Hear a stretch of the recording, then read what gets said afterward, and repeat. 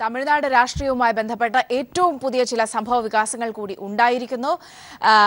Luxury തടവിൽ മാറ്റിപ്പാർപ്പിച്ചിരുന്ന MLA-മാരിൽ 30 പേർ നിരാഹാരത്തിൽ ഏർപ്പെട്ടിരിക്കുന്നു. അതായത് തങ്ങൾക്ക് സ്വന്തം നിലയിൽ തീരുമാനമെടുക്കാൻ അനുവാദം നൽകണം എന്നതാണ് അവരുടെ ആവശ്യം. സ്വാഭാവികമായും ശശികലയ്ക്കൊപ്പം നിൽക്കില്ല അവർ എന്ന സൂചനകൾ കൂടി നൽകിക്കൊണ്ടാണ് അങ്ങനെ ഒരു കാര്യം. ഒപ്പം തന്നെ ഇത്രയും MLA-മാർ തനിക്കൊപ്പം ഉണ്ട് എന്ന് കാണിച്ച് ശശികല നൽകിയ പട്ടികയിൽ ആ ഒപ്പിട്ടിരിക്കുന്നത് ആ ഒപ്പ് വ്യാജമാണോ എന്ന് ഗവർണർ പരിശോധിക്കുമെന്ന റിപ്പോർട്ടുകൾ കൂടി വരുന്നുണ്ട്. മനു ചേർന്നുണ്ട് വിവരങ്ങളുമായി. മനു, ഇന്നത്തെ ദിവസം സംഭവങ്ങൾ വേറൊരു തരത്തിലേക്ക് കൂടി കടന്നിരിക്കുകയാണ്. എന്തൊക്കെയാണ് ഇപ്പോഴത്തെ ഏറ്റവും പുതിയ ഡെവലപ്മെന്റ്സ്? തീർച്ചയായിട്ടും സൗമ്യ, തമിഴ്നാട്ടിലെ രാഷ്ട്രീയ സാഹചര്യങ്ങൾ, രാഷ്ട്രീയ നാടകങ്ങൾ മാറിമറിയുന്ന സൂചനകളാണ് ഇപ്പോൾ നമുക്ക് വന്നുകൊണ്ടിരിക്കുന്നത്. ഏറ്റവും പുതുതായി നമുക്ക് പറയാനുള്ളത് ശശികല ലക്ഷറി തടവിൽ പാർപ്പിച്ചിരിക്കുന്ന 30 MLA-മാർ നിരാഹാര സമരം ആരംഭിച്ചു എന്നാണ് നമുക്ക് അറിയാൻ വേണ്ടി കഴിയുന്നത്. സ്വന്തമായി നിലപാടെടുക്കാൻ അനുവദിക്കണമെന്നാവശ്യപ്പെട്ടാണ് ഇവർ നിരാഹാരം ആരംഭിച്ചിരിക്കുന്നത് എന്നാണ് നമുക്ക് ഇപ്പോൾ വ്യക്തമാകുന്നത്. ഇവർക്ക് ഇന്റർനെറ്റോ ഫോണോ തുടങ്ങിയ സൗകര്യങ്ങളൊന്നും ഏർപ്പെടുത്തിയിട്ടില്ല. പുറലോകവുമായി യാതൊരു ബന്ധമില്ലാത്ത വിധത്തിൽ, ഒരു തരത്തിൽ പറഞ്ഞാൽ ഇവരെ ജയിലിൽ അടച്ചിരിക്കുന്നതിന് തുല്യമായിട്ടാണ് ഇവരെ ഒരു റിസോർട്ടിൽ താമസിപ്പിച്ചിരിക്കുന്നത് എന്നാണ് നമുക്ക് അറിയാൻ വേണ്ടി കഴിയുന്നത്. മറ്റൊന്ന്, ശശികല MLA-മാരുടെ പിന്തുണയുണ്ട് എന്ന് അവകാശപ്പെട്ട് സമർപ്പിച്ച കത്തിലെ ഒപ്പുകൾ, MLA-മാരുടെ ഒപ്പുകൾ പരിശോധിക്കുമെന്ന് ഗവർണറുടെ ഓഫീസ് വ്യക്തമാക്കിയതായും സൂചനകൾ വരുന്നു. ഈ കത്തിലെ ഒപ്പുകൾ വ്യാജമാണെന്ന് പനീർശെൽവം ഇന്നലെ അതിനുശേഷം ഈ കത്ത് സമർപ്പിച്ചതിന് ശേഷം ആരോപണം ഉന്നയിച്ചിരുന്നു. അതിനെ തുടർന്നാണ് ഇപ്പോൾ ഈ ഒപ്പുകൾ പരിശോധിക്കാൻ എന്ന തീരുമാനം ഗവർണർ എടുത്തിരിക്കുന്നതെന്നാണ് നമുക്ക് അറിയാൻ വേണ്ടി കഴിയുന്നത്. അതിന്റെ തുടർച്ചയായിട്ടാണ് ഇപ്പോൾ നിരാഹാര സമരം ഇരിക്കുന്ന MLA-മാർ നിരാഹാരം നടത്തുന്നു എന്ന വാർത്ത കൂടി പുറത്തേക്ക് വരുന്നത്. അങ്ങനെയെങ്കിൽ ശശികല ക്യാമ്പിൽ വലിയ ഭിന്നതകൾ ഉണ്ടായിരിക്കുന്നു. കാര്യങ്ങൾ നേരെ തിരിഞ്ഞു വരുന്ന സാഹചര്യമാണ് ഇപ്പോൾ നമുക്ക് കാണാൻ വേണ്ടിയുള്ളത്. പനീർശെൽവത്തിന് കൂടുതൽ അനുകൂലമായിരിക്കുന്നു തമിഴ്നാട്ടിൽ രാഷ്ട്രീയം ഇപ്പോഴത്തെ വാർത്തകൾ അനുസരിച്ച് എന്ന് തന്നെ വേണം പറയാനിരിക്കാൻ. അതേസമയം തന്നെ ഇന്ന് സുപ്രീം കോടതിയുടെ വിധി വരാനിരിക്കുകയാണ്. ശശികലയുടെ സത്യപ്രതിജ്ഞ അനധികൃത സ്വത്ത് സമ്പാദന കേസിലെ വിധി വരുന്നത് വരെ നീട്ടണം എന്ന ഹർജിയിൽ.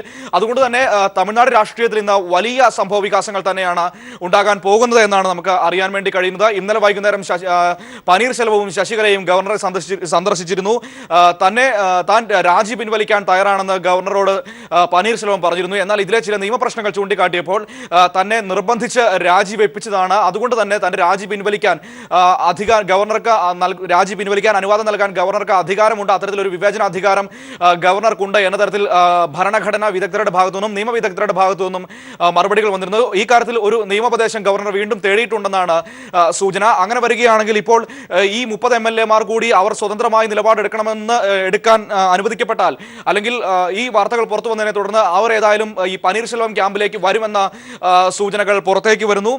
ഒപ്പം തന്നെ ഇന്നലെ ഒരു MLA-യുടെ ഭാര്യ തന്റെ ഭർത്താവിനെ പിടിച്ചു തരണമെന്നാവശ്യപ്പെട്ട് ഹേബിയസ് കോർപ്പസ് ഹർജി അടക്കം ഫയൽ ചെയ്തിരിക്കുന്ന സാഹചര്യം. അങ്ങനെ എന്തുകൊണ്ടും ശശികലയ്ക്കെതിരെ തമിഴ്നാട് രാഷ്ട്രീയം ഇപ്പോൾ പനീർശെൽവം ക്യാമ്പിലേക്ക് വരുന്നു, പനീർശെൽവത്തിന്റെ ചൊൽപ്പടിയിലേക്ക് കാര്യങ്ങൾ വരുന്നു എന്നാണ് നമുക്ക് മനസ്സിലാക്കാൻ വേണ്ടി കഴിയുന്നത്. ഇവിടെ ശശികല പ്രധാനമായും ഇന്നലെ ഗവർണറെ കണ്ട് അവകാശവാദം ഉന്നയിച്ചു. തനിക്ക് 130-ന് മുകളിൽ MLA-മാരുടെ പിന്തുണയുണ്ട്, അതുകൊണ്ട് തന്നെ തനിക്ക് സർക്കാർ രൂപീകരിക്കാൻ അവകാശം അനുവദിക്കണമെന്ന് പറഞ്ഞായിരുന്നു ഗവർണറെ സന്ദർശിച്ചത്. അതിനുശേഷം ഗവർണർ കേന്ദ്ര സർക്കാരിന് ആഭ്യന്തര മന്ത്രാലയത്തിന് റിപ്പോർട്ട് കൈമാറുകയും ചെയ്തിരുന്നു. ഇന്ന് അദ്ദേഹം തീരുമാനമെടുക്കുമെന്നാണ് നമുക്ക് അറിയാൻ വേണ്ടി കഴിയുന്നത്. അതിന് മുന്നോടിയായിട്ടാണ് ഇപ്പോൾ ഈ ശശികല സമർപ്പിച്ച കത്തിലെ MLA-മാരുടെ ഒപ്പുകൾ പരിശോധിക്കുന്നതിന് ആദ്യം തീരുമാനിച്ചിരിക്കുന്നത്. അത് വ്യാജമാണോ, നിർബന്ധിച്ച് ഒപ്പിടിപ്പിച്ചതാണോ തുടങ്ങിയ കാര്യങ്ങളാണ് പരിശോധിക്കാൻ വേണ്ടിയിരിക്കുന്നത്. ഒപ്പം തന്നെ ഈ MLA-മാർ സ്വതന്ത്രമായി നിലപാടെടുക്കണമെന്ന് ആവശ്യപ്പെടുമ്പോൾ അവരെ നിർബന്ധിച്ച് അവരെ കൊണ്ട് കാര്യങ്ങൾ ചെയ്യിപ്പിച്ചതാണ് എന്നുകൂടി വ്യക്തമാകുന്ന സൂചനകളാണ് വരുന്നത്. അങ്ങനെയെങ്കിൽ തീർച്ചയായിട്ടും ഗവർണറുടെ ഭാഗത്തു നിന്ന് അത് ശശികലയ്ക്കെതിരായ ഒരു തീരുമാനത്തിലേക്ക് ഗവർണറും ഒപ്പം തന്നെ കേന്ദ്രവും ആ തരത്തിൽ തന്നെ ചിന്തിക്കാനുള്ള സാധ്യതകളാണ് സൗമ്യ കാണുന്നത്. അങ്ങനെ തമിഴ്നാട് രാഷ്ട്രീയം ഇപ്പോൾ മറ്റൊരു ഗതിയിലേക്ക് കൂടി തിരിഞ്ഞു വരുന്ന കാഴ്ച. ഒരുപക്ഷെ ഈ ഒരു അവസരം വരുമ്പോഴാണ് കഴിഞ്ഞ ദിവസം എന്തുകൊണ്ടാണ് പനീർശെൽവം തനിക്ക് 40-നടുത്ത് MLA-മാരുടെ പിന്തുണയുണ്ട് എന്ന കാര്യത്തിൽ ഉറച്ചു നിന്നത് എന്ന് വ്യക്തമാകുന്നത് ഇപ്പോഴാണ്. ഇപ്പോൾ ഈ MLA-മാർ സ്വതന്ത്രമായി നിലപാടെടുക്കണമെന്ന് ആവശ്യപ്പെടുമ്പോൾ അത് പനീർശെൽവത്തിന് വ്യക്തമായിട്ട് അറിയാമായിരുന്നു. ഇത്ര MLA-മാർ തന്റെ പക്ഷത്തുണ്ട്, ശശികലയുടെ ഭീഷണിയെ തുടർന്ന് അവർ മറുവശത്തേക്ക് മാറി ഒപ്പിട്ട് നൽകുകയോ അല്ലെങ്കിൽ ആ MLA-മാരുടെ കൂടെ അവരെ തടവിലാക്കുകയോ ചെയ്തതാണ് എന്ന സൂചനകളാണ് ഇപ്പോൾ സൗമ്യ പുറത്തു വന്നുകൊണ്ടിരിക്കുന്നത്. ഒരുപക്ഷെ അവിടെയാണ്, അതായത് ആദ്യമൊക്കെ ഒരു ഘട്ടത്തിൽ നിന്ന്, അതായത് കഴിഞ്ഞ ദിവസം ഇവരെ ഇങ്ങനെ ഒരു തടവിലേക്ക് മാറ്റുമ്പോഴുണ്ടായ ഒരു സാഹചര്യം അല്ല, അത്രത്തോളം അനുകൂലമല്ല കാര്യങ്ങൾ എന്ന് ശശികലയ്ക്ക് കൂടി വ്യക്തമായിരിക്കുന്ന ഒരു പശ്ചാത്തലമുണ്ട്. പ്രത്യേകിച്ച് ഗവർണറുടെ നിലപാട്, ഗവർണർ പരസ്യമായ ഒരു വേദിയിൽ നിന്നുകൊണ്ട് തന്നെ പനീർശെൽവത്തിനെ സപ്പോർട്ട് ചെയ്തുകൊണ്ട് സംസാരിക്കുന്നു. പിന്നീട് പനീർശെൽവത്തെ കാണുന്നു, എയർപോർട്ട് മുതൽക്കേ തന്നെ പനീർശെൽവം ഒപ്പം ചേർത്ത് നിർത്തുന്നു, ഒപ്പം മറ്റു കാര്യങ്ങൾ പരിശോധിക്കപ്പെടുന്നു. ഇന്നിപ്പോൾ കേസിന്റെ ഒരു ഭാഗം കൂടി പശ്ചാത്തലത്തിൽ നിൽക്കുന്നുണ്ട്. MLA-മാരെ കണ്ടെത്തണം എന്ന കേസും ഇന്ന് പരിഗണിക്കുന്നുണ്ട്. ഈ ഒരു പശ്ചാത്തലം, അതായത് ഈ മാറിയ ഒരു രാഷ്ട്രീയ സാഹചര്യമാകുമോ ഒരുപക്ഷെ ഇത്രയും MLA-മാരെ ഇങ്ങനെ ഒരു പ്രതിഷേധത്തിൽ എത്തിച്ചേക്കാനുള്ള ഒരു പ്രധാന കാരണം? തീർച്ചയായിട്ടും അത്തരത്തിൽ, അതായത് സൗമ്യ, ഈ MLA-മാർ ഇപ്പോൾ പ്രതിഷേധത്തിലെത്താൻ പ്രധാനപ്പെട്ട കാരണം എന്ന് പറയുന്നത് ഇവരെ ഒരു ലക്ഷറി ഹോട്ടലിൽ താമസിപ്പിച്ചിരിക്കുകയാണ്. പക്ഷേ ഇവർക്ക് പുറം ലോകവുമായി യാതൊരു ബന്ധമോ അല്ലെങ്കിൽ യാതൊരു വിധ മറ്റുള്ളവരുമായി ബന്ധപ്പെടാനൊന്നും ഇവർക്ക് യാതൊരു സൗകര്യങ്ങളും ഏർപ്പെടുത്തിയിട്ടില്ല. ഇവർ ഈ കാര്യത്തിൽ, അത് ഈ MLA-മാർ മാറി ചിന്തിക്കാനുള്ള ഒരു പ്രധാനപ്പെട്ട കാര്യം എന്ന് പറയുന്നത്, പനീർശെൽവം വാർത്താ സമ്മേളനം നടത്തി ആദ്യം പറഞ്ഞത് താൻ ജയലളിതയുടെ മരണത്തിൽ ജുഡീഷ്യൽ അന്വേഷണം പ്രഖ്യാപിച്ചിരിക്കുന്നു എന്നാണ്. പിന്നീട് ശശികല ഇതിന് മറുപടിയായി പറഞ്ഞു, ജയലളിതയുടെ മരണത്തിൽ ജുഡീഷ്യൽ അന്വേഷണത്തിന് ആവശ്യമില്ല, അത് മരിച്ച അമ്മയോടുള്ള അനാദരവായിരിക്കും എന്ന് പറഞ്ഞു. ഇതിനെതിരെ വ്യാപകമായ പ്രതിഷേധമാണ് ഉയർന്നത്. എന്ത് അനാദരവാണ് ഈ കാര്യത്തിൽ? അമ്മയുടെ മരണത്തിൽ തമിഴ്നാട്ടിലെ ജനങ്ങൾക്ക് ആകെ സംശയമുണ്ട്. അപ്പോൾ ആ സംശയം ദൂരീകരിക്കുന്നതിൽ ഒരു അന്വേഷണം വന്നാൽ എന്ത് അനാദരവാണ് അമ്മയോട് മക്കൾക്കുണ്ടാവുക? അത് മക്കളുടെ അവകാശമാണ്, അല്ലെങ്കിൽ അത് മക്കൾക്ക്, അത് അമ്മ പാലിച്ച സർക്കാരിന്റെ ഉത്തരവാദിത്തമാണ് എന്ന തരത്തിലുള്ള നിരീക്ഷണങ്ങളാണ് തമിഴ്നാട്ടിൽ എമ്പാടും ഉയർന്നത്. സ്വാഭാവികമായും ആ ജനരോഷം ശക്തമായും തങ്ങൾ ശശികലയെ അനുകൂലിച്ച് പൂർണ്ണമായും നിന്നാൽ അത് തങ്ങൾക്കെതിരെ തിരിയുമെന്ന് ഈ MLA-മാർക്ക് വ്യക്തമായി മനസ്സിലായി കഴിഞ്ഞു എന്നാണ് നമുക്ക് അറിയാൻ വേണ്ടി കഴിയുന്നത്. കാരണം എന്തെന്നാൽ ഇവർക്ക് ഇനി വരുന്ന ഒരു ഇലക്ഷനിൽ വോട്ട് നേടണമെങ്കിൽ അത് തീർച്ചയായിട്ടും ഈ ശശികലയെ മുൻനിർത്തിയോ അല്ലെങ്കിൽ ശശികലയെ മുൻനിർത്തി അവർക്ക് വോട്ട് നേടാൻ കഴിയില്ല. അവർക്ക് വോട്ട് നേടണമെങ്കിൽ അത് ജയലളിതയെ മുൻനിർത്തി മാത്രമായിരിക്കും അവർക്ക് ഇനി ജനങ്ങളെ അഭിമുഖീകരിക്കാൻ വേണ്ടി കഴിയുക.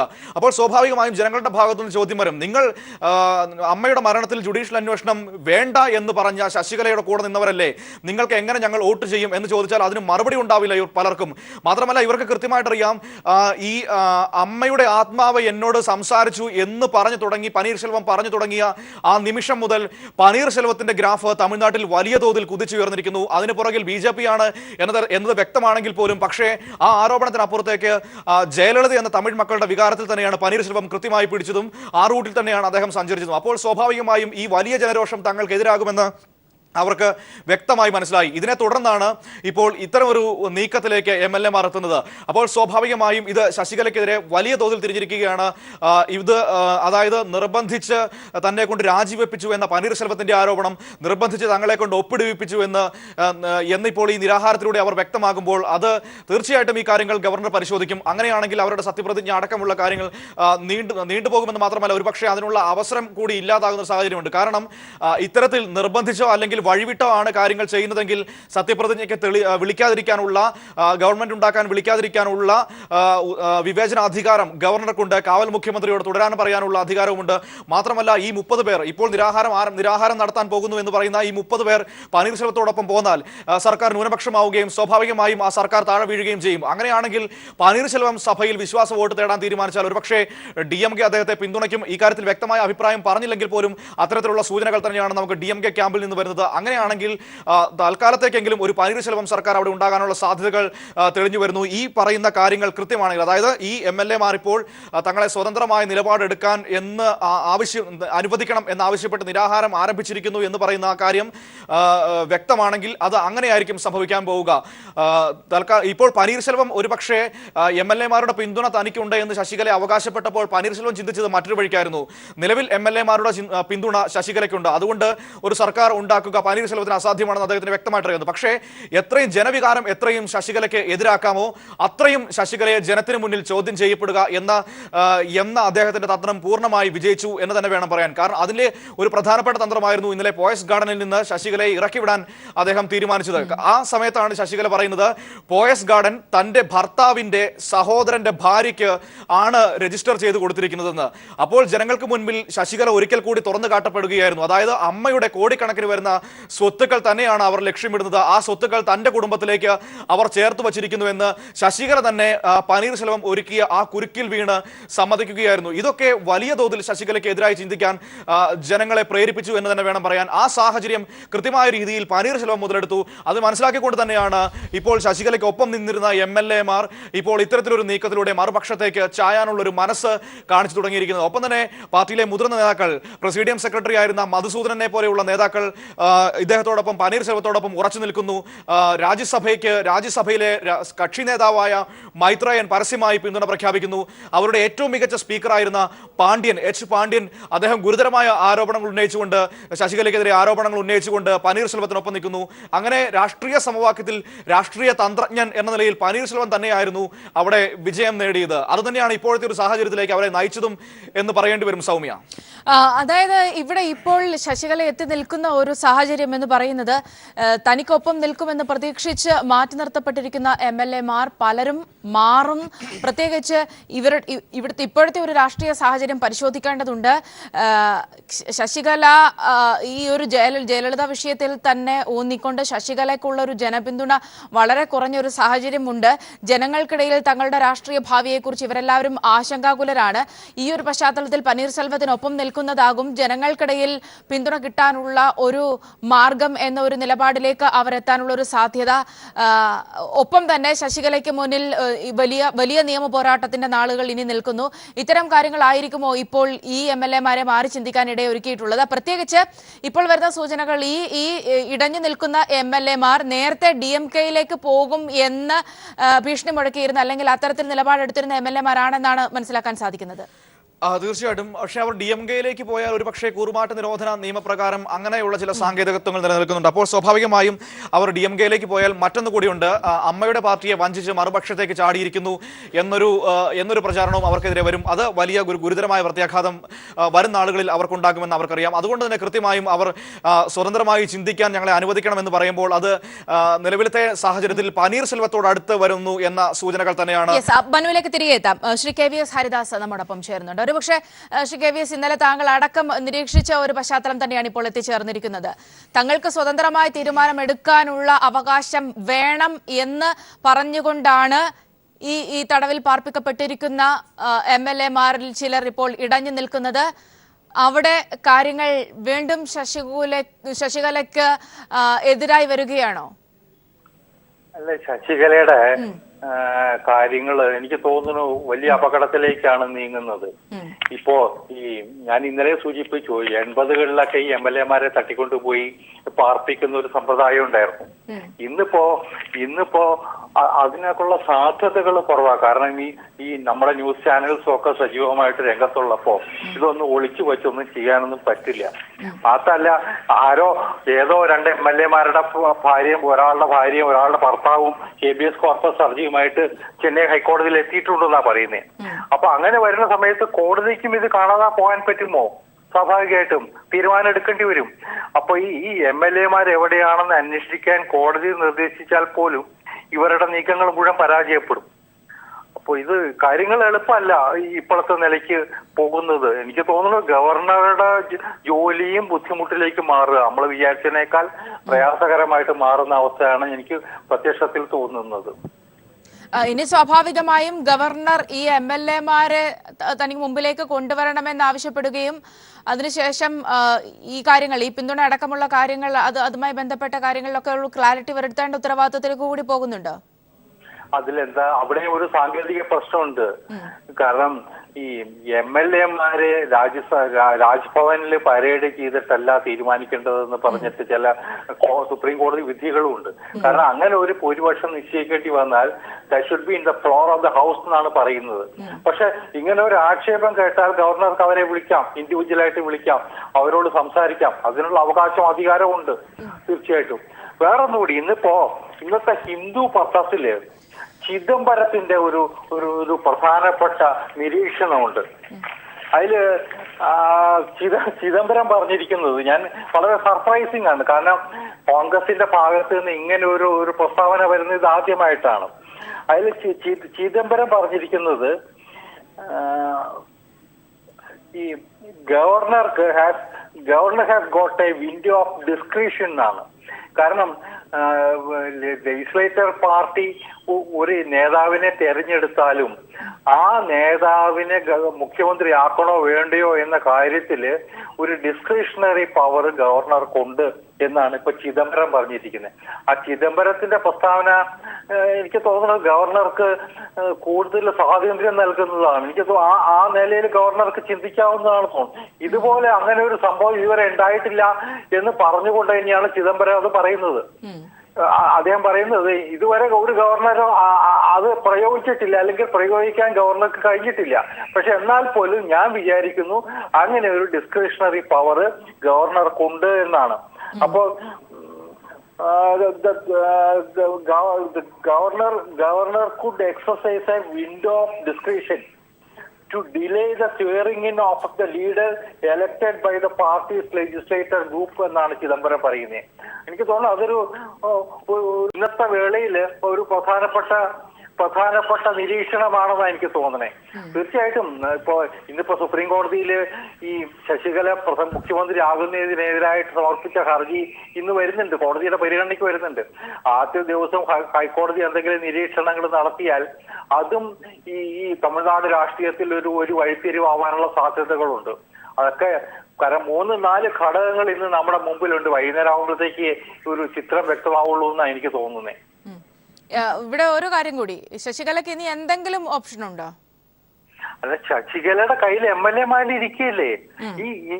ഈ MLA മനസ്ഥിതി എന്താണെന്ന് ബോധ്യമാവാത്തിടത്തോളം കാലം നമുക്കത് പറയാൻ കഴിയില്ല എന്നാണ് എനിക്ക് തോന്നുന്നത്. ഇപ്പൊ 30 MLA നിരാഹാരത്തിലാണെന്ന് പറയുന്നു. വേറൊരു പ്രശ്നമുണ്ട്. ഈ MLA താമസിക്കുന്ന സ്ഥലത്തേക്ക് ടി വി ഇല്ല. ആ ഹോട്ടലില് അവരുടെ മൊബൈൽ ഫോൺ കസ്റ്റഡിയിലായിരിക്കുന്നു, ഇവരുടെ കസ്റ്റഡിയിലാണ്. അപ്പൊ അവരെ ഒരു തടങ്കലിൽ പാർപ്പിച്ചതിന് തുല്യമാണ്. അത് ആ കാര്യത്തിൽ എനിക്ക് തോന്നുന്നു കോടതിക്ക് ഇടപെടാതെ പറ്റില്ല. ഹൈക്കോടതിയിൽ ഒരു ഹേബിയസ് കോർപ്പസ് ഹർജി നിലനിൽക്കുമ്പോ തീർച്ചയായിട്ടും അതിന്റെ റിപ്പർക്കഷൻസ് വലുതാണെന്നാണ് ഞാൻ വിചാരിക്കുന്നത്. കാരണം അങ്ങനെ MLA തടവിൽ പാർപ്പിച്ചുകൊണ്ടൊരു ഗവൺമെന്റിന് രൂപം നൽകാൻ കഴിയുമോ ഇന്നത്തെ കാലഘട്ടത്തിൽ? അത് സാധ്യമല്ല. അതുകൊണ്ട് ശശികലയെ സംബന്ധിച്ചിടത്തോളം നിലവില് കണക്കിലും കടലാസിലും കാര്യങ്ങൾ അനുകൂലമാണെങ്കിലും അതൊന്നും അനുവദിച്ചു കൊടുക്കാൻ ഗവർണർ തയ്യാറാകുമോ, അതൊക്കെ അനുവദിച്ചു കൊടുക്കാൻ ഗവർണർ തയ്യാറാകുമോ എന്നത് കാത്തിരിക്കേണ്ടിയിരിക്കുന്നു. പക്ഷെ ഗവർണറുടെ പുറത്ത് നമ്മൾ കാണേണ്ട ഒരു കാര്യം, ഗവർണറുടെ പുറത്തും വല്ലാത്ത പൊളിറ്റിക്കൽ പ്രഷർ ഉണ്ടാവും. അത് വിത്ത്സ്റ്റാൻഡ് ചെയ്യാൻ ഗവർണർക്ക് കഴിയേണ്ടതും കൂടിയാണ്. എനിക്ക് തോന്നുന്നു അദ്ദേഹം ഇത്തരം കാര്യങ്ങളിൽ ആവശ്യമായ ലീഗൽ ഒപ്പീനിയൻസും തേടാനുള്ള സാഹചര്യമുണ്ട്. അതിന് തയ്യാറായിട്ടുണ്ടോ ഇല്ലയോന്നും അറിയില്ല. നമുക്ക് ഇന്നത്തെ വാർത്തകളിൽ നിന്നൊന്നും അത് വ്യക്തമല്ല. പക്ഷെ ലീഗൽ ഒപ്പീനിയൻ തേടാൻ പറ്റും. കാരണം ഈ പനീർ സെൽവത്തിന്റെ രാജിയുടെ കാര്യത്തിൽ പോലും അദ്ദേഹത്തിന് ഒരു ലീഗൽ ഒപ്പീനിയൻ തേടാൻ കഴിയും. കാരണം എന്നെ നിർബന്ധിച്ച് രാജിവെപ്പിച്ചതാണെന്നുള്ള അദ്ദേഹത്തിന്റെ അവകാശവാദം അത് അംഗീകരിക്കണോ വേണ്ടയോ എന്നുള്ളതാണ്. നന്ദി ശ്രീ KVS.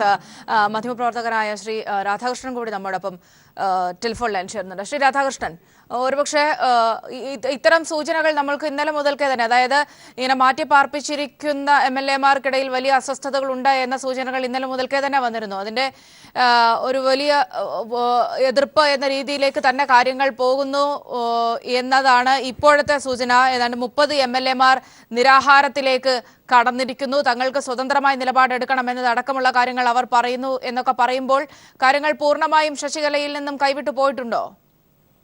നിശ്ചയമായും ഇല്ല എന്നുള്ളതാണ് എന്റെ റീഡിംഗ് ഇവിടെ എന്നുള്ളത്. ഇതിപ്പോ ഈ 30 MLA-മാരുടെ അടുത്ത് സെൽഫോൺ ഇല്ല, 30 MLA-മാർ TV കാണുന്നില്ല, ഈ 30 MLA-മാർ തടവിലാണ്. 30 അല്ല, 120 പരം MLA-മാർ തടവിലാണ് എന്ന് വരുന്ന ഈ ന്യൂസ് എല്ലാം എവിടുന്ന് വരുന്നു, ആരാണ് ഇതെല്ലാം ചോർത്തുന്നത് എന്നൊരു ചോദ്യം വരുന്നുണ്ട്. കാരണം ആരടുത്തും സെൽഫോണും ഇല്ല, ആരടുത്തും മറ്റേ ഒരു വിധത്തിലും അവരെ ബന്ധപ്പെടാനുള്ള ഒരു സിറ്റുവേഷനെ ഇല്ലാത്ത സമയത്ത് ഇത് ഇന്റലിജൻസിൽ നിന്ന് വരുന്ന ഒരു ചോർത്തയാണോ എന്നൊരു ചോദ്യം നിശ്ചയമായും അവശേഷിക്കുന്നുണ്ട്. പിന്നെ ഞായറാഴ്ച ഫെബ്രുവരി 5-ാം തീയതി ഒരു ലിസ്റ്റ് കൊടുക്കുകയാണ് ശശികല. അതിൽ പന്നീർസെൽവം നെയിം പ്രപ്പോസ് ചെയ്യുന്നു, ശശികലയുടെ പേര്. അപ്പൊ 5-ാം തീയതി തൊട്ട് ഈ 9-ാം തീയതി വരെയുള്ള സമയത്ത് ഗവർണർ എവിടെയായിരുന്നു എന്നുള്ളൊരു ചോദ്യം നമ്മൾ ചോദിക്കേണ്ടതായിട്ട് ഉണ്ട്. അപ്പൊ 5-ാം തീയതിയോ 6-ാം തീയതിയോ ശശികലയെ സ്വയറും ചെയ്തിരിക്കണം. ആ ജോലി ഗവർണർ ചെയ്യാതെ തമിഴ്നാട്ടിൽ ഉണ്ടായിരുന്ന ഗവർണർ ശനിയാഴ്ച വരെ ഫെബ്രുവരി 4-ാം തീയതി വരെ മറ്റേ കോയമ്പത്തൂരിൽ ഉണ്ടായിരുന്ന ഗവർണർ പെട്ടെന്നാണ് പുറപ്പെട്ട് ഇവിടുന്ന് പോകുന്നത്. അപ്പൊ ഇതിന്റെ പിന്നിൽ ഒരു രാഷ്ട്രീയമില്ലേ, ഇതിന്റെ ഒരു BJP-ന്റെ രാഷ്ട്രീയമില്ലേ എന്നുള്ള ചോദ്യം ഒരു സ്വാഭാവികമായും വരുന്നു. പിന്നെ മറ്റേ കോൺസ്റ്റിറ്റ്യൂഷന്റെ 163 ആർട്ടിക്കിൾ 163(1) വളരെ ക്ലിയർ ആയിട്ട് പറയുന്നുണ്ട്. അതായത് ഈ ഗവർണർ അല്ല, governor can't refuse formation of the government. ഇതിന്റെ ഇന്റർപ്രിട്ടേഷൻ ആണ് സുപ്രീം കോർട്ടിന്റെ interpretation. Rameshwar Prasad versus Union of India 2006 interpretation ആണ്. Governor cannot override the majority claim because of his subjective assessment that the majority was cobbled by illegal and unethical means. അതായത് തടവിൽ വെച്ചാലും ഇങ്ങനെ വെച്ചാലും ഒരു ഗവർണർക്ക് വളരെ നിശ്ചയമായി തെളിവായി അറിയുന്ന ഒരു കാര്യം, അതായത് മെജോറിറ്റി MLA ശശികലയുടെ കൂടെയാണെന്ന് അറിയുന്ന ആ പക്ഷത്തിൽ നിശ്ചയമായും ശശികലനെ വിളിക്കണം എന്നുള്ളതാണ് ഇത് വളരെ ക്ലിയർ ആയിട്ട് പറയുന്നത്. പിന്നെ എന്തുകൊണ്ട് ഗവർണർ ഈ പ്രശ്നങ്ങളിൽ ഒരു ശശികലനെ വിളിക്കുന്നില്ല എന്ന ചോദ്യം നിശ്ചയമായി അവശേഷിക്കുന്നു. ഇവിടെ തമിഴ്നാട്ടിലുള്ള പന്നീർസെൽവം പോലും പറയുന്നില്ല പാർട്ടിന്റെ പിളവ് നടുകയായിരുന്നു, എന്റെ അടുത്ത് 60 MLA-മാരാണെന്നുള്ള ഒരു വാദമും ഒരു ക്ലെയിമും പന്നീർസെൽവം പോലും വയ്ക്കുന്നില്ല. അങ്ങനെ ഒരു സിറ്റുവേഷനിൽ എന്തുകൊണ്ട് ഗവർണർ ഇത്രയും അധികം കാലം ഇത് ചെയ്യുന്നു, ലേറ്റ് ആയി ചെയ്യുന്നു എന്നുള്ള ചോദ്യം ചോദിക്കേണ്ടതായിരിക്കുന്നു. ഇവിടെ ഈ പറഞ്ഞതുപോലെ തന്നെ ഇനിയിപ്പോൾ താങ്കൾ സൂചിപ്പിച്ചതുപോലെ തന്നെ ഇപ്പോൾ നടക്കുന്ന ഡെവലപ്മെന്റ്സ് ഒന്നും ഈ മാറി നിൽക്കുന്ന MLA-മാർ അറിയുന്നുണ്ടാവില്ല, അത്തരം കാര്യങ്ങളിലേക്കൊന്നും എത്തുന്നുണ്ടാവില്ല. പക്ഷേ ഗവർണർക്ക് ഇവിടെ നിശ്ചയിക്കാം, പ്രത്യേകിച്ച് ഇപ്പോൾ ഹേബിയസ് കോർപ്പസായും കാര്യങ്ങൾ കോടതിയിലേക്ക് എത്തിയിരിക്കുന്നു. ഈ MLA-മാരെ പുറത്തേക്ക് കൊണ്ടുവരേണ്ടതിന്റെ ഉത്തരവാദിത്തത്തിലേക്ക് ശശികല എത്തി നിൽക്കുന്നു. ഗവർണർക്ക് MLA-മാരെ വിളിച്ച് അവരുടെ നിലപാട് ആരായാനുള്ള ഒരു സാധ്യത കൂടിയില്ലേ? നിശ്ചയമായും ഇല്ല. അതാണ് ഇപ്പൊ ഗവർണർ വന്ന് MLA-മാരെ വിളിച്ചുകൊണ്ട്, അതായത് നിങ്ങൾ ഇന്നാരെ സപ്പോർട്ട് ചെയ്യുന്ന ചോദിക്കാനുള്ള അധികാരം ഗവർണർക്ക് ഇല്ല. അത് ഫ്ലോർ ഓഫ് ദ അസംബ്ലിയിൽ മാത്രം ചെയ്യുന്ന ഒരു സംഭവമാണ്. കാരണം ഇത് ചെയ്തു കഴിഞ്ഞാൽ ഇത് വളരെ ഒരു സബ്ജക്റ്റീവ് അസസ്മെന്റ് ആയി പോയി മാറും. ഇതുകൊണ്ടാണ് സുപ്രീം കോർട്ട് വളരെ തെളിവായിട്ട് ആ ഒരു ഓർഡറിൽ തന്നെ പറയുന്നത്, governor is not an autocratic political ombudsman. If such power is vested with the governor and or the president, the consequences can be horrendous എന്ന് പറയുന്നത് ഇതേ ജഡ്ജ്മെന്റിൽ തന്നെയാണ് പറയുന്നത്. അപ്പോൾ ഒരു സബ്ജക്റ്റീവ് അസസ്മെന്റ് നടത്താൻ ഗവർണറുടെ ഭാഗത്തു നിന്നുള്ള യാതൊരു അധികാരവും നമ്മുടെ കോൺസ്റ്റിറ്റ്യൂഷനിൽ ഇല്ല. ഇനിയിപ്പോ വേറെ വല്ല കോൺസ്റ്റിറ്റ്യൂഷൻ ഇപ്പൊ ഇടയിൽ എഴുതി അതാണോ ഗവർണർ പഠിച്ചുകൊണ്ടിരിക്കുന്നത് എനിക്കറിയില്ല. പക്ഷെ അവിടെയുള്ള ഒരു പ്രശ്നം, നിലവിൽ ഈ പറയുന്നത് പോലെ തന്നെ ശശികല ഇത്രയും പേരൊപ്പം നിൽക്കുന്നുണ്ട്, അവർ ഒപ്പുകൾ നൽകുന്നുണ്ട് എന്ന് പറയുന്നതിനൊക്കെ മറുഭാഗത്ത് ഇതൊക്കെ ഒരുപക്ഷെ ഭീഷണിപ്പെടുത്തിയാണ് അല്ലെങ്കിൽ ഇങ്ങനെ തടവിലാക്കിയാണ് എന്ന് പറഞ്ഞ ഒരു സാധ്യതകളിലേക്ക് കൂടി കൊണ്ടുവന്നാൽ എന്തെങ്കിലും, പ്രത്യേകിച്ച് ഗവർണർക്ക് മറ്റു പല അധികാരങ്ങളും ഉപയോഗപ്പെടുത്താം, അങ്ങനെ എന്തെങ്കിലും തരത്തിൽ ഗവർണർക്ക് നേരിട്ട് ഈ ഒരു വിഷയത്തിൽ ഇടപെടാനുള്ള ഒരു സാധ്യതയുണ്ടോ? അതാണ് കോൺസ്റ്റിറ്റ്യൂഷണലി അങ്ങനെ ഒരു ഇതിനുള്ള സാധ്യതയില്ല. പക്ഷേ തമിഴ്നാട്ടിൽ ഇന്നുള്ള സിറ്റുവേഷൻ നോക്കിക്കഴിഞ്ഞാൽ ജനങ്ങൾ ആരുടെ പക്ഷത്താണെന്ന് നോക്കിക്കഴിഞ്ഞാൽ നമ്മൾ ഈ വാട്സാപ്പിലായാലും ശരി, സോഷ്യൽ മീഡിയയിലായാലും ശരി, അതുപോലെ ഈ മിസ്ഡ് കോൾ എന്ന് പറഞ്ഞ ഒരു ക്യാമ്പയിൻ പന്നീർസെൽവത്തിന്റെ ഭാഗത്തു നിന്ന് ഇന്നലെ നടന്നിട്ടുണ്ടായിരുന്നു. ഈ എല്ലാ ക്യാമ്പയിനിലും പന്നീർസെൽവമാണ് ജനസമ്മതനായ ഒരു നേതാവ് തമിഴ്നാട്ടിൽ നിന്നുള്ളത് പന്നീർസെൽവമാണ്. അതിൽ ജയലളിതയ്ക്ക് ശേഷം ഒരു നേതാവ്, അറിയപ്പെടുന്ന ഒരു നേതാവ് ADMK-യില് ജനസമ്മതനായ ഒരു നേതാവ് നോക്കിക്കഴിഞ്ഞാൽ നിശ്ചയമായത് പന്നീർസെൽവമാണ്. ഇന്നൊരു ഇലക്ഷൻ നടത്തി കഴിഞ്ഞാൽ ഒരു റെഫറൻഡം പോലെയോ അങ്ങനെ എന്തെങ്കിലും ഒരു പ്രൊവിഷൻ നമ്മുടെ കോൺസ്റ്റിറ്റ്യൂഷൻ ഉണ്ടെങ്കിൽ അത് ചെയ്തു കഴിഞ്ഞാൽ നിശ്ചയമായും പന്നീർസെൽവം അതിൽ ജയിക്കുമെന്നുള്ളതാണ് എന്റെയും ഭാഗം. പക്ഷേ ഇന്നുള്ള ഇന്ത്യൻ കോൺസ്റ്റിറ്റ്യൂഷൻ പ്രകാരം ഗവർണർക്ക് യാതൊരു അധികാരവുമില്ല. അങ്ങേര് ഈ ഒരു 131 പേരുടെ സിഗ്നേച്ചർസ് ശശികല കൊടുത്തിട്ടുണ്ട്. ആ ബേസിസിൽ സ്വയറിംഗ് ചെയ്തതിന് ശേഷം ഒരു ഫ്ലോർ ടെസ്റ്റ് നടത്തണം. അപ്പൊ ഫ്ലോർ ടെസ്റ്റ് നടത്തുന്നതിന് മുമ്പ് ഇപ്പോ ഉള്ള സിറ്റുവേഷൻ പറഞ്ഞു കഴിഞ്ഞാല് ADMK-ന്റെ പാർട്ടി ഓഫീസ് ആയാലും ശരി, ADMK-ന്റെ ആ ജയ TV ആയാലും ശരി, ഫോയസ് ഗാർഡൻ ആയാലും ശരി, ഈ എല്ലാ സിമ്പിൾസും പാർട്ടിയുടെ മുഖ്യമായ എല്ലാ സിമ്പിൾസും ഉള്ളത് ഇപ്പൊ ശശികലന്റെ അടുത്താണ്. അപ്പൊ അങ്ങനെയുള്ള ശശികല വിപ്പ് ആയാലും ശരി, സ്പീക്കർ ആയാലും ശരി, ഇതെല്ലാം ശശികലന്റെ അടുത്താണുള്ളത്. അപ്പൊ അങ്ങനെ ഒരു സിറ്റുവേഷനിൽ നിശ്ചയമായും ഒരു അസംബ്ലിയിലെ ഒരു ഫ്ലോർ ടെസ്റ്റാണ് ഇത് നിരൂപിക്കാൻ കഴിയുക. അപ്പൊ നിശ്ചയമായും ADMK-ന്റെ വിപ്പ് അനുസരിച്ചുള്ള വോട്ടിംഗ് ആണ് നടക്കുക. അപ്പൊ അങ്ങനെ ഒരു സിറ്റുവേഷൻ വരുമ്പോൾ നിശ്ചയമായും പന്നീർസെൽവവും അതുപോലെ ബാക്കിയുള്ളവരും ഒരു 6 MLAs ആണ് പന്നീർസെൽവത്തിന്റെ കൂടെ ഉള്ളത്. അവരെല്ലാം ഡിസ്ക്വാളിഫൈ ചെയ്യപ്പെടും. എഗെയിൻസ്റ്റ് വിപ്പ് വോട്ട് കഴിഞ്ഞാൽ ഡിസ്ക്വാളിഫൈ ചെയ്യപ്പെടും. അപ്പൊ ഇങ്ങനെ ഇത് മാത്രമേ ഉള്ളൂ ഇന്ത്യൻ കോൺസ്റ്റിറ്റ്യൂഷനിൽ. ഇപ്പൊ ഇതിന് ഉപരിയായിട്ട് എന്തുകൊണ്ട് ഗവർണർ ആക്ട് ചെയ്യും എന്നുള്ളതാണ് ചോദ്യം. തീർച്ചയായും. പക്ഷേ അങ്ങനെ ഒരു തീരുമാനം എടുക്കണമായിരുന്നെങ്കിൽ ഇന്നലെയോടുകൂടി തന്നെ അങ്ങനെ ഒരു തീരുമാനം ഉണ്ടായേനെ. ഈ ശശികല ഇടയ്ക്ക് ഗവർണറെ കണ്ട് സംസാരിച്ചപ്പോൾ തന്നെ അങ്ങനെ ഒരു തീരുമാനം ഉണ്ടാകുമായിരുന്നു. പക്ഷെ അതിനും അപ്പുറത്തേക്ക് അപ്പോൾ പല കണക്കുകൂട്ടലുകളും ഗവർണറുടെ നേതൃത്വത്തിൽ തന്നെ ഒരുപക്ഷെ ഗവർണർ ഒരു ടൂളായിക്കൊണ്ട് തന്നെ നടക്കുന്നുണ്ട് എന്ന് തന്നെ വേണോ കരുതാൻ? നിശ്ചയമായും അങ്ങനെ. അതായത് ഇപ്പൊ കണക്ക് കൂട്ടാനുള്ള അധികാരം ഗവർണർക്ക് ഇല്ല എന്ന് വളരെ ക്ലിയർ ആയിട്ട് കോൺസ്റ്റിറ്റ്യൂഷനും സുപ്രീം കോടതിയും പറഞ്ഞ സ്ഥിതിക്ക് അതിനെ മറികടന്ന് ഒരു ഗവർണർ ആക്ട് ചെയ്തുകൊണ്ടിരിക്കുന്നു. അതും ഒരു സെൻട്രൽ ഗവൺമെന്റ് നോക്കിക്കൊണ്ടിരിക്കുന്നു എന്നുള്ളതാണ് ഇവിടുത്തെ ഏറ്റവും വലിയ പ്രശ്നം. ജനങ്ങളുടെ ആഗ്രഹം എന്താണ്, MLA-കളുടെ ആഗ്രഹം എന്താണ്, ഇതെല്ലാം അടുത്തായി നമുക്ക് അറിയാൻ പറ്റുന്ന വിഷയങ്ങളാണ്. അതൊരു ഫ്ലോർ ടെസ്റ്റ് നടത്തിയാൽ അറിയാൻ പറ്റുന്ന ഇതേ ഉള്ളൂ. അപ്പോ വളരെ ക്ലിയർ ആയിട്ട് ഇതിൽ BJP-ന്റെ ഒരു ഗെയിം ഉണ്ട് എന്നാണ് നമുക്ക് ഊഹിക്കാൻ കഴിയുക. ഇതാണ് പ്രശ്നം. അതായത് ഒരു ഗവർണർ എന്തുകൊണ്ട് ചെയ്യുന്നില്ല എന്നുള്ളത് ആണ് മുഖ്യമായ ചോദ്യം. ഞായറാഴ്ച തൊട്ട് വ്യാഴാഴ്ച വരെ ഗവർണർ എവിടെയായിരുന്നു? മഹാരാഷ്ട്രയിൽ അങ്ങനെ ഒരു വലിയ പ്രശ്നം എന്തായിരുന്നു? ഒരു ടെററിസ്റ്റ് അറ്റാക്കോ അല്ലെങ്കിൽ അവിടെ ഒരു ചീഫ് മിനിസ്റ്റർക്ക് എന്തെങ്കിലും പ്രശ്നമോ അല്ലെങ്കിൽ അവിടെ ഒരു ഗവൺമെന്റിന് എന്തെങ്കിലും പ്രശ്നമോ അല്ലെങ്കിൽ ഒരു ഇലക്ഷനോ നടക്കുന്ന ഒരു സിറ്റുവേഷൻ അല്ല മഹാരാഷ്ട്രയില്. ഉള്ള നാഷണൽ മീഡിയ, അപ്പൊ കേരളത്തിലുള്ള മീഡിയ എല്ലാം ചെന്നൈയിലാണ് ഉള്ളത്. ലാസ്റ്റ് ഒരു 4 days ആയിട്ട് ഗവർണർ എവിടെയെന്നുള്ള ചോദ്യം നമ്മൾ ചോദിച്ചൂടെ? അപ്പോ ഈ ഗവർണർ ഇല്ലാത്തതിന്റെ കാരണം എന്താണ്? അത്ര വലിയൊരു പ്രശ്നം എന്താണ് ബോംബെയിലും ഡൽഹിയിലും നടന്നുകൊണ്ടിരിക്കുന്നത് ചോദിക്കുമ്പോഴാണ് ഈ ഒരു രാഷ്ട്രീയ പിന്നണി വരുന്നത്. ഇവിടെ ഈ സ്വാഭാവികമായും നേരത്തെ താങ്കൾ സൂചിപ്പിച്ചു ഈ MLA-മാരുടെ നിലപാടുകൾ മാറ്റാനുള്ള ഒരു സാഹചര്യത്തെക്കുറിച്ച്, നിലപാടുകൾ മാറ്റുന്ന ഒരു സാഹചര്യത്തെക്കുറിച്ച് താങ്കൾ നേരത്തെ പറഞ്ഞു. പക്ഷേ ഇവിടെ നമുക്കറിയാം ഇവിടെ രാഷ്ട്രീയമാണ്. പുറത്ത് ഉള്ള ജനസമ്മതി പരിശോധിച്ച് നോക്കുമ്പോൾ സ്വാഭാവികമായും OPS-നൊപ്പം തന്നെ ആയിരിക്കും ആളുകൾ നിൽക്കുക. അവിടെ ഈ ഒരു സാധ്യത ഈ MLA-മാരുടെ മനസ്സ് മാറ്റാനായി BJP ഉപയോഗപ്പെടുത്താനുള്ള ഒരു സാഹചര്യം എത്രത്തോളം ഉണ്ട്? ഇനിയിപ്പോൾ ഏതായാലും അവരെ വെളിച്ചത്തേക്ക് കൊണ്ടുവരേണ്ട ഒരു സാഹചര്യത്തിലാകും ശശികല ഉണ്ടാവുക. നിശ്ചയമായും. അതായത് ഇപ്പോഴുള്ള സാഹചര്യത്തിൽ MLA-മാരുടെ ആകെക്കൂടിയുള്ള ഒരു കോമൺ മിനിമം അജണ്ട എന്ന് പറഞ്ഞു കഴിഞ്ഞാൽ അത് ADMK MLAs മാത്രമല്ല, DMK MLAs ആയാലും ശരി, കോൺഗ്രസ് MLAs ആയാലും ശരി, ഇപ്പോ ഇവിടെ ഒരു ഇലക്ഷൻ അവർക്ക് ആർക്കും വേണ്ട എന്നുള്ളതാണ്. കാരണം മെയ് 2016 ഇലക്ഷൻ നടന്നത്. ഒരു 8 മാസമായിട്ടേ ഉള്ളൂ. ഇപ്പൊ തമിഴ്നാട്ടിലുള്ള ഒരു MLA-നെ വിജയിച്ച് വരാനുള്ള ചെലവെന്ന് പറഞ്ഞാൽ ഏകദേശം 10 കോടി രൂപയോളം വേണം.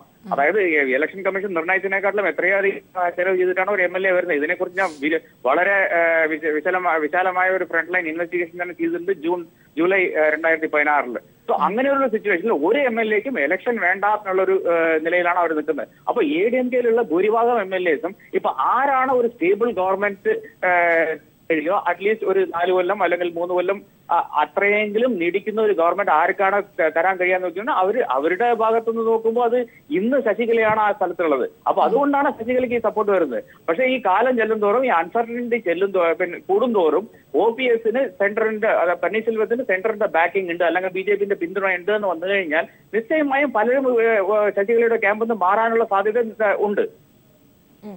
അത് ഇപ്പോഴത്തെ ഒരു താൽക്കാലിക പിന്തുണ എന്നതിനപ്പുറത്തുള്ള ഒരു കരുനീക്കമാകില്ലേ BJP-യെ സംബന്ധിച്ചിടത്തോളം?